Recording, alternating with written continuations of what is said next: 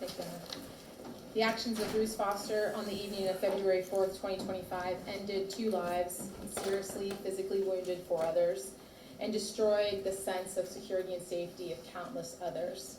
The state has presented evidence that shows beyond a reasonable doubt that Bruce Foster was the individual that came to work at the KDC-1 building that day with a gun and a change of clothes.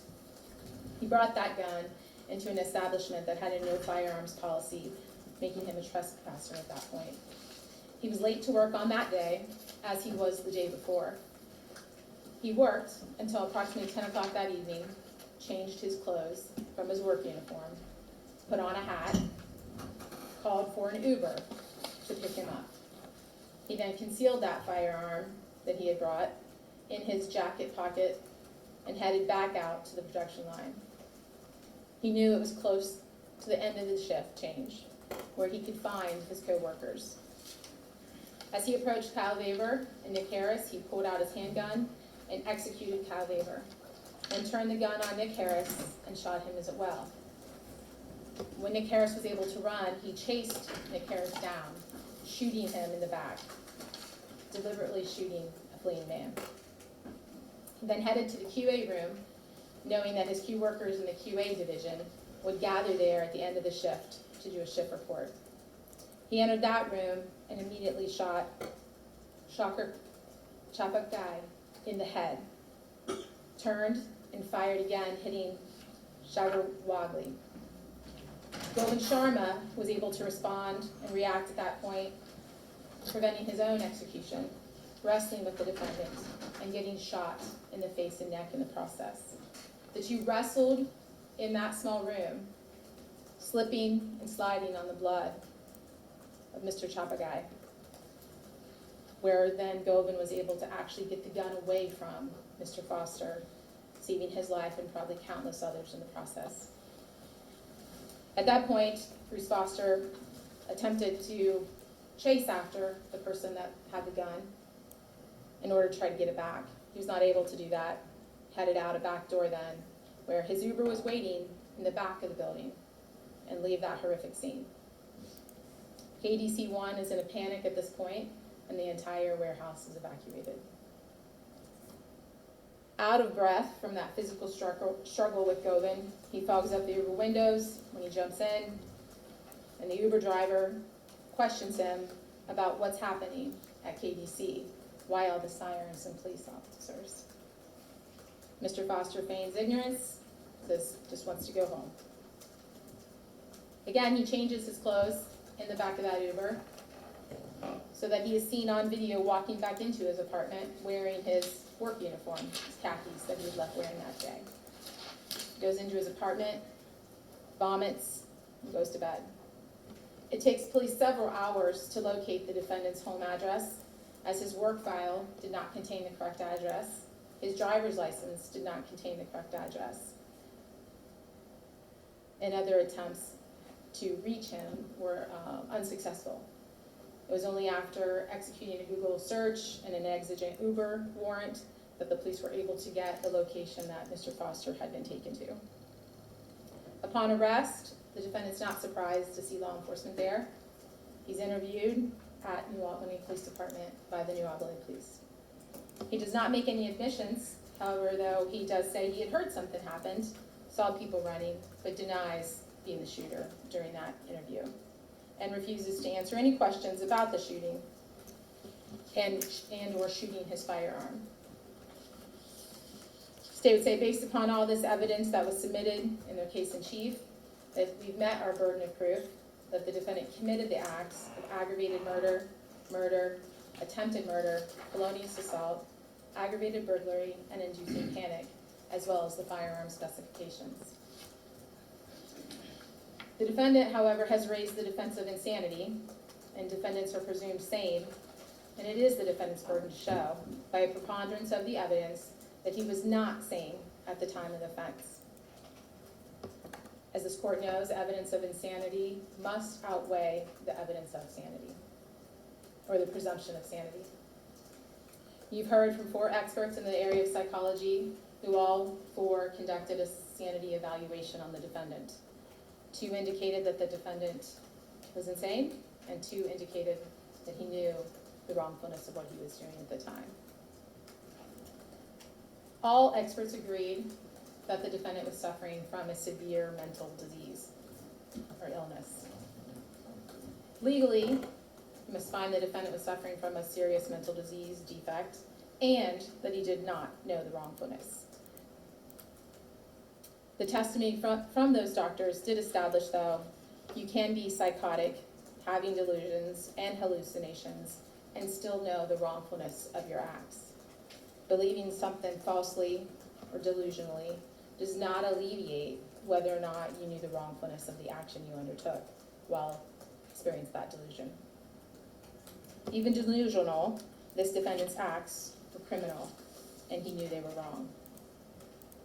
In determining wrongfulness, we look at behavior right before, during, and right after the act, as our expert witnesses testified. There is substantial evidence that shows that this defendant's actions demonstrate and exhibit that he knew the wrongfulness. His actions prior to the shooting, enacting his plan, bringing this gun to work, changing his clothes, calling that Uber so he had his getaway ride waiting, changing from the uniform to a different outfit, choosing the end of the shift so he could find his targets, and seeking out victims and concealing his handgun. During that, even within his delusion, he started the violence. By his own statements, he was going to get to them before they got to him. Even within his delusions, he is shooting unarmed people. At no point in any of his evaluations and any of his statements to law enforcement does he indicate within his delusion that anybody had come at him with a weapon, anybody had taken any overt actions that required him to respond. He was preemptively acting. He was attacking them before they could get to him. That is not self-defense. He targeted people that would have been those reporting him for sleeping on the job, those that had to randomly check his work product, who pointed out his errors, those he thought did not respect him, support him, or were friendly towards him. And after the event, fleeing the scene, changing clothes again in the Uber. Even though Dr. Tilley and Dr. Simpson discount the defendant's change of clothing and the fleeing of the warehouse as evidence of wrongfulness because he wasn't wearing a mask, because he was on camera, it was not a good plan. He was not successful in concealing his identity. However, many, many sane people commit crimes on camera without masks and flee to their homes, and they know the wrongfulness of their actions. Mr. Foster went home because he had nowhere else to go. He had isolated everybody else, and he had no resources to get on a plane and leave town. People don't always think of the consequence or have the best plan, but it does not mean they do not understand the wrongfulness of their acts. When he met with Dr. Marciani, he indicated he fled because he did not want to be arrested. He had a fear of police treatment, and it was a rightful fear because he had just committed a violent crime with a gun. I believe Dr. Marciani and Dr. O'Donnell both indicated that knowledge of wrongfulness is a low bar. After the event, additional evidence of his wrongfulness, he denying anything about knowing what had happened to the Uber driver, vomiting from the stress when he got home. He wasn't surprised when the police came to the door because he knew he was going to be arrested for murder. He denies knowledge to the police, telling them he knows nothing about the shooting. He just heard about it. And denies being the shooter, shaking his head and saying, "I don't believe so," when he was questioned about being the shooter. He denies knowing Kyle, the first victim, his main target that he went for first. He's distancing himself from the crime and from the victim.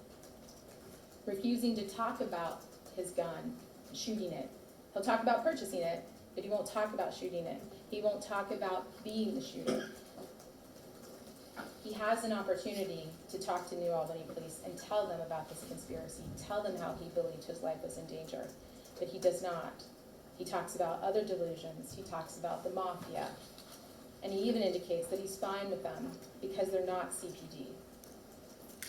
What does he tell them? He tells them that finances are his biggest problem, not this plot to kill him, not how he was in imminent fear of death by his coworkers. He's concerned about the search warrant. He knows they're going to find the evidence from that shooting. That indicates knowledge that he has done something wrong and he's going to have some legal consequences. He's concerned about a pardon. A pardon is when you've done something wrong and you're being excused for it. He's given some different statements, some different stories throughout, from law enforcement to the evaluators throughout this process. Dr. Marciani did some testing on the MFAST because she had some concerns about him either feigning, and those test results indicated that he was possibly exaggerating his symptoms of his mental illness. Nobody says he does not have mental illness. Everybody agrees this man was suffering from a severe mental illness, but he knew the wrongfulness of his acts. And as the case went on, there seems evidence that he was attempting to exaggerate those symptoms of mental illness.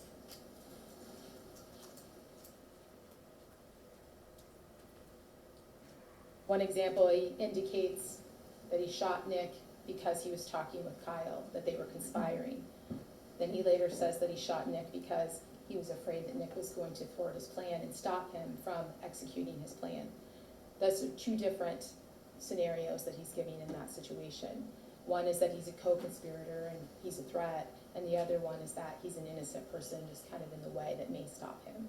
Does not make him a conspirator. But even then, he does not say that he thought Nick Harris was going to kill him at that time. He does not say that he saw any weapons in anybody's hands at any time, that he was imminently going to be killed, even within his delusion.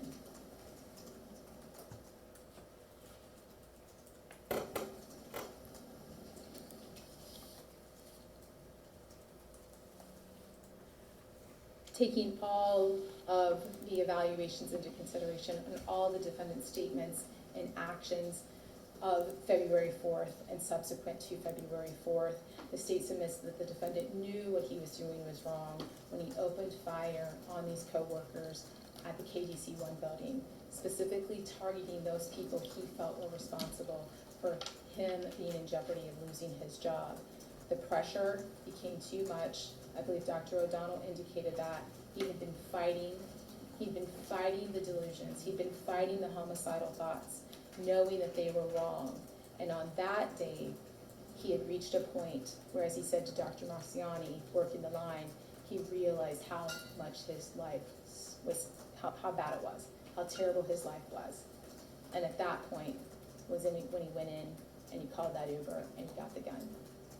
State asks that you find this defendant guilty on all counts, finding that the defense has failed to overcome the presumption of sanity. Your Honor. Thank you.